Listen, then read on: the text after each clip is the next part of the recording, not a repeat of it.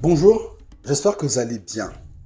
Euh, je fais cette vidéo justement pour pouvoir apporter ma pierre à l'édifice de la nation que nous construisons tous et surtout du sport roi qui nous est très cher, déjà en tant que jeune citoyen camerounais, mais surtout et avant tout en tant que euh, dirigeant sportif, et tout ce qui va avec, notamment dans les questions de marketing, de management, de communication et même de journalisme sportif. D'ailleurs, parlant de journalisme sportif, euh, je suis en train de préparer un documentaire à double volet sur les 40 ans de rivalité entre la Côte d'Ivoire et le Cameroun. D'ailleurs, je crois que je vais balancer la première partie d'ici ce week-end.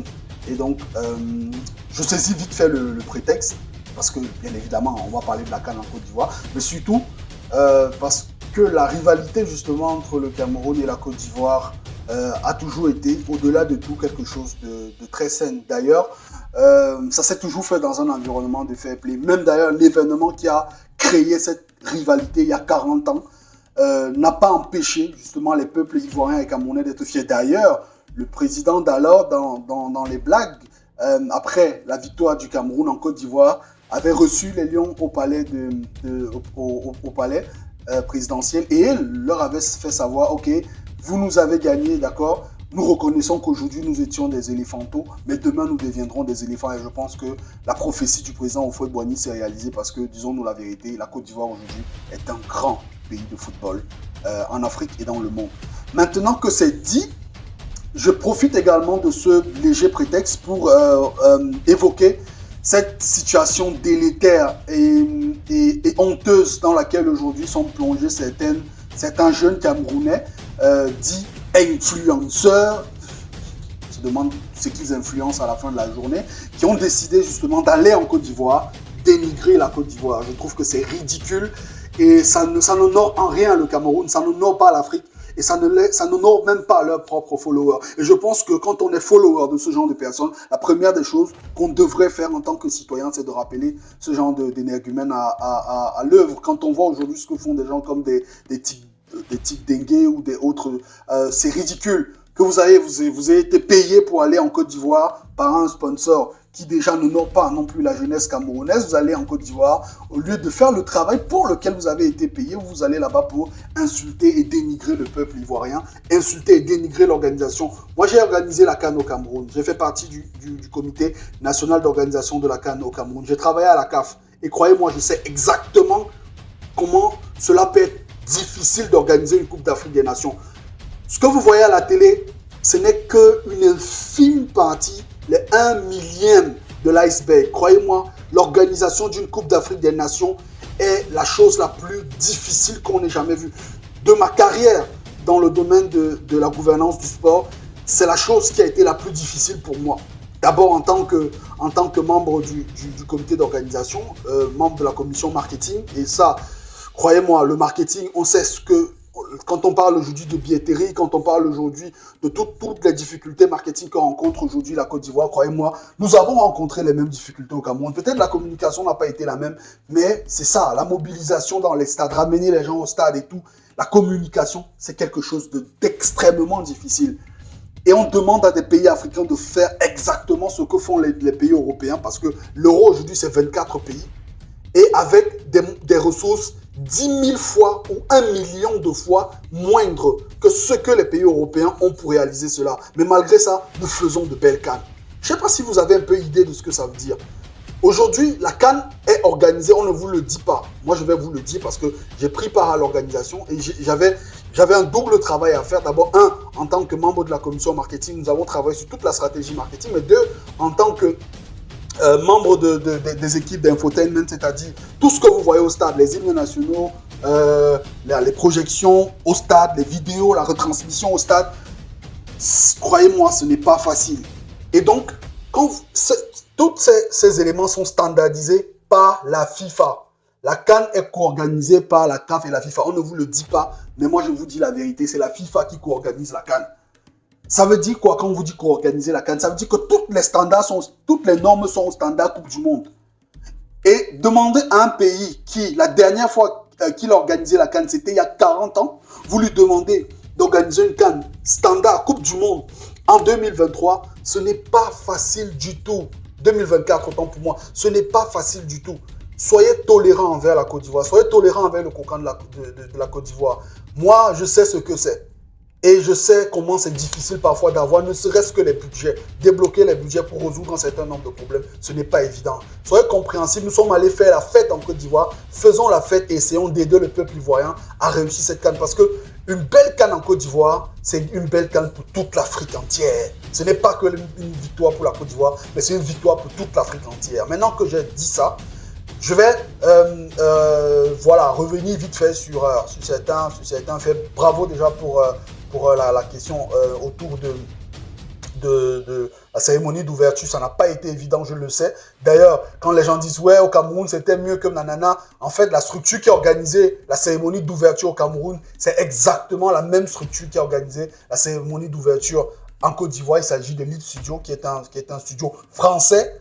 Voilà, parce que les gens, c'est un studio français qui a donc organisé la cérémonie non seulement de tirage au sort, mais également la cérémonie d'ouverture de cette compétition. Donc oui, c'est Lead Studio. Donc que ce soit bien d'un côté ou de l'autre, le mérite ne revient ni à l'un ni à l'autre parce que c'est la même structure. Donc c'est très important pour moi de le dire. Et puis bon, voilà, on aura l'occasion de revenir sur les éléments qui me concernent, notamment le marketing, le commercial, l'organisation. Tout au long de cette compétition, on en a encore un peu le temps. Et puis il y a, je vous l'ai dit, le documentaire qui va arriver ce week-end sur l'histoire de la rivalité. Il y a de belles petites pépites que je vous ai réservées à l'intérieur. On a essayé de discuter avec certains joueurs, certains anciens. C'est vraiment beau. C'est un beau petit documentaire bien fait là, d'une quinzaine de minutes pour chacune des parties. Vous allez vraiment aimer. Donc je vais diffuser ça sur toutes mes plateformes. Maintenant que j'ai dit ça, je vais utiliser les 3 dernières minutes de cette vidéo pour parler des Lions indomptables. Sinon après, en Camerounais, c'est la base. Oui, alors, je vais essayer de vous la faire courte. Le Cameroun aujourd'hui, on m'a toujours posé la question. Chaque fois qu'on me pose, j'ai été interviewé par plusieurs médias qui me posent la même question. Est-ce que Rigobert Song est l'homme de la situation? J'ai toujours donné 2 réponses. D'accord? J'ai toujours donné 2 réponses. Oui et non. Oui, pourquoi? Oui, parce que, attention, on va beau...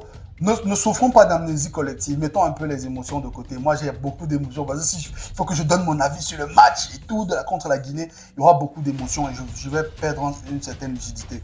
Si on met les émotions de côté, Rigobert Song, c'est ce que le Cameroun a de mieux. C'est-à-dire qu'il fait partie de la génération de ce que le Cameroun a eu de mieux en tant que footballeur. Il a apporté énormément au Cameroun. Et ce n'est pas... Rien ne se fait au hasard. Rigobert Song, c'est un garçon. C'est aujourd'hui le joueur le plus capé de l'histoire des Lions indomptables. C'est le joueur le plus capé de la CAN. C'est le joueur qui a le plus de matchs joués en CAN dans l'histoire de la CAN depuis 1957. Ce n'est pas... Rigobert Song, au-delà des proverbes et tout, faisons très attention. C'est un monument vivant. Donc Rigobert Song, c'est pas n'importe qui, d'accord? Et je vais vous expliquer tout à l'heure pourquoi est-ce que son impact a sa place dans cette équipe. Rigobert Song, c'est un garçon qui est parti de SDF, c'est-à-dire homeless, donc qui n'avait pas où dormir, qui dormait sur les cartons à Bafoussam, avec pour seul héritage sa vieille paire de godasses. Il est parti des cartons de Bafoussam pour jouer dans toutes les sélections de l'équipe nationale, des U17 jusqu'à l'équipe senior. Et il a toujours été capitaine. Et personne ne s'est jamais demandé pourquoi Song a toujours été capitaine. Ce n'est pas une erreur. Song a été capitaine dans l'équipe nationale du Cameroun devant des monuments comme Marc Vivian Foué. Ce n'est pas un hasard. Je vais entrer vite fait dans le spirituel. Ok? Je vais vite fait dans le spirituel pour que vous compreniez. Je ne demande pas aux gens, pour ceux qui pensent que leur religion va être heurtée ou leur christianité ou je sais pas moi va être heurtée, je vous prie de zapper déjà la vidéo.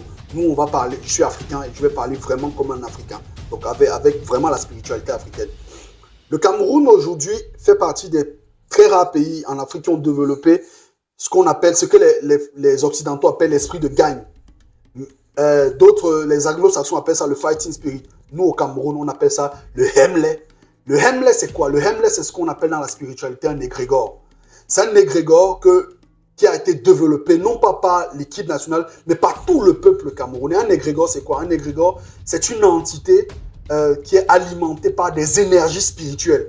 Et cette entité, lorsqu'elle est bien alimentée par des énergies spirituelles, est capable de faire réaliser des choses incroyables. En Afrique, j'ai fait plusieurs pays africains. J'ai été dans plusieurs pays africains, même en Europe. Aujourd'hui, je suis aux États-Unis. J'ai été dans plusieurs pays dans le monde.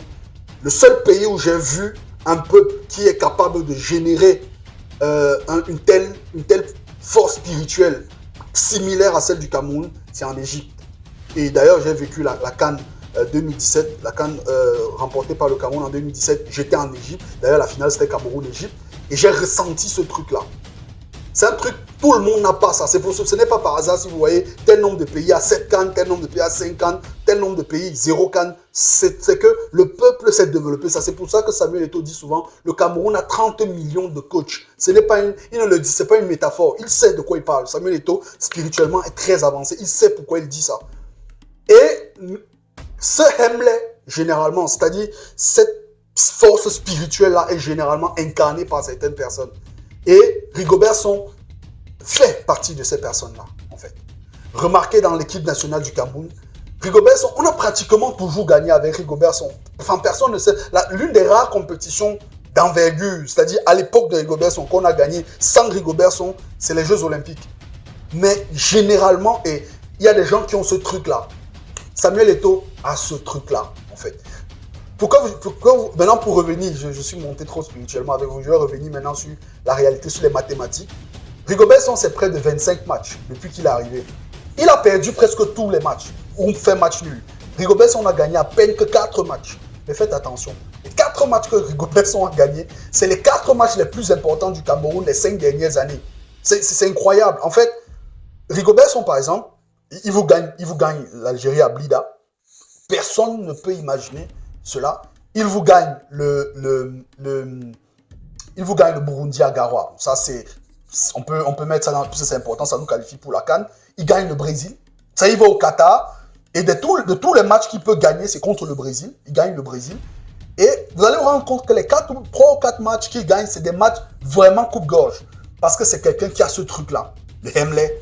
Et je ne sais pas s'il peut dire qu'il sait le transmettre, mais il le transmet. C'est pour ça qu'en tant que coach, on sait que c'est pas ça, en fait. C'est pour ça qu'on va donc switcher maintenant dans l'autre partie. Dans la réponse, non. Non, parce que Rigobert Song n'est pas formé, en fait. Je veux faire court, je ne vais pas tourner de long en large. Rigobert Song n'est pas formé. Aujourd'hui, tous les entraîneurs, vous allez vous rendre compte, quand on regarde les interventions des entraîneurs sur les télévisions camerounaises, tous remercient Samuel Eto'o. Pourquoi? Samuel Eto'o a permis aux entraîneurs camerounais, après 7 ans de léthargie, il a permis aux entraîneurs camerounais de bénéficier d'un truc qu'on a appelé la formation CAF. La formation ACAF. La formation ACAF. Ça faisait 7 ans que le Cameroun n'avait pas eu de stage ACAF. Ça veut dire que lorsque vous êtes entraîneur ACAF. Aujourd'hui, c'est le deuxième niveau de l'entraînement en Afrique. Le top aujourd'hui, le top a été créé il y a à peine 1 ou 2 ans, c'est ce qu'on appelle CAF Pro. Il n'y a que très peu d'entraîneurs, il n'y a aucun Camerounais qui a voulu adhérer à ça. Et c'est là où je m'interroge. Je me demande pourquoi Samuel Eto'o ramène la ACAF. Pourquoi Rigobert Song n'a pas pris part à la formation ACAF? Parce que Rigobert Song n'est pas ACAF. Tout le monde dit ouais, ça a été le collègue ça a été le camarade de Zinedine Zidane à Clairefontaine, c'est vrai. Sauf que Zinedine Zidane, lui, il a continué à se former. Il s'est formé auprès d'Ancelotti, il est allé sur le terrain. Aujourd'hui, Zinedine Zidane, c'est 3 Champions League européennes. Rigobert Song, c'est 0 Macabo. Donc, il faut dire que le tout n'est pas juste d'avoir le Hemley, le tout n'est pas d'avoir juste la formation de base, mais il faut se recycler, il faut se réinventer. Rigobert Song n'est pas formé du tout. Il n'est pas bon, il n'est pas bien formé. C'est pour cela qu'en équipe, il n'est pas entraîneur des Lions. Parce que beaucoup de gens disent l'entraîneur, il n'est pas entraîneur, il n'est pas coach. Le coach, l'entraîneur, c'est Minier. Rigobert Song est sélectionneur manager. En fait, c'est un peu ce que Guardiola est à Manchester City. Guardiola ne met jamais les plots stars pour commencer à courir derrière les joueurs. Il ne fait pas ça. Il a des entraîneurs, il a des coachs pour faire ça. Lui, il est le manager. Il structure le dispositif, il pense la stratégie de jeu et puis il fait implémenter ça par les entraîneurs et par les joueurs. Donc, sauf que Rigobert Song n'a pas ce niveau de formation. Aujourd'hui, un entraîneur, ça travaille avec des tablettes. Aujourd'hui, un entraîneur, ça travaille avec des tablettes, ça travaille avec des logiciels, ça travaille avec des applications mobiles. Rigobert Song n'a pas ce savoir. Il n'a pas la technologie qu'il faut aujourd'hui. Parce que les joueurs, les Ambouangui, ça, ils viennent des clubs où l'entraîneur utilise les dernières technologies modernes. Rigobert Song n'a pas ce truc. On ne peut pas lui demander de l'avoir. Il n'y a que quelques rares entraîneurs camerounais qui ont ce truc. Il s'appelle Lachie Webo, il s'appelle Albert Meyongze. Il s'appelle, je sais pas, Patrick Mboma. Je suis pas sûr à 100%. Je suis pas sûr. Je ne peux pas mettre ma main au feu, mais je peux parler des joueurs qui ont implémenté ça sur le terrain. Par exemple, Chilwell et Albert Béonzé. Je parlerai même de Yves Clément Arouga, qui est également quand même un niveau UEFA Pro. Donc, son n'est pas formé. Ne demandez pas à son de faire ce qu'il ne sait pas faire. C'est pour cela que quand on me demande est-ce qu'il a sa place, il a sa place parce qu'il a le truc. Il a l'égrégore. Il est porteur de l'égrégore du Hamlet. Il peut transmettre. Et il transmet. C'est pour ça qu'on, généralement, le Cameroun gagne des matchs importants. Il a ça. Maintenant, est-ce qu'à côté de lui, il faut vraiment quelqu'un qui sait, qui a le très haut niveau? Oui, je pense. Et peut-être, voilà des ajustements qu'il faut faire. Moi, je ne suis pas du genre à dire, oui, il faut ramener des expatriés sur le banc de touche. Non, je ne suis pas forcément pour ça. Mais je suis qu'il faut ramener les Camerounais qui ont la formation, qui sont up-to-date. Et voilà, qui sont capables. Et puis, il y a le volet psychologique qu'il faut aussi intégrer. J'ai un ami, elle s'appelle Ali Roussangou, qui est en Angleterre. D'ailleurs, il a deux de ses enfants qui jouent.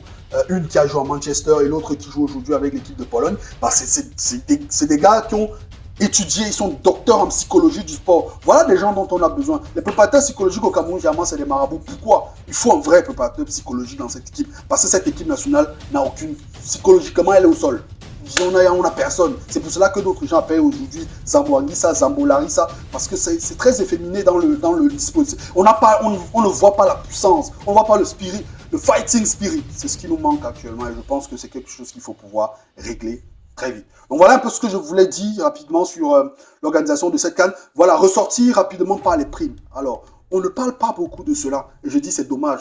Samuel Eto'o a beaucoup de défauts. Je suis l'une des personnes qui pense que Samuel Eto'o, honnêtement, il y a beaucoup de choses à revoir sur sa façon de manager. Mais les primes, honnêtement, c'est la première fois que les Lions vont à la CAN. On n'entend pas parler de primes. Ça, il faut féliciter l'Africa Foot pour ça. Moi, j'ai jamais... On ne sait même pas combien les Lions ont eu. On a toujours su combien les Lions ont eu lorsqu'ils vont à la CAN parce qu'on leur payait par leurs primes. Mais cette fois-ci, depuis quand même décembre 2021, on n'a plus jamais entendu parler de primes. Et ça, bravo à Samuel Eto'o, à toute son équipe. Quand c'est bon, il faut le dire aussi.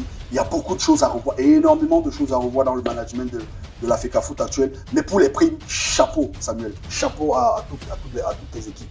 Voilà un peu ce que je voulais apporter. Voilà ma petite pierre que je voulais apporter au débat d'aujourd'hui. J'espère que cela va pouvoir aider à mieux cerner la situation et apporter quand même un input dans ce qui est en train de se faire actuellement du côté de la Côte d'Ivoire. À très bientôt, surtout dès ce week-end pour le documentaire sur la rivalité entre la Côte d'Ivoire et le Cameroun. Ciao.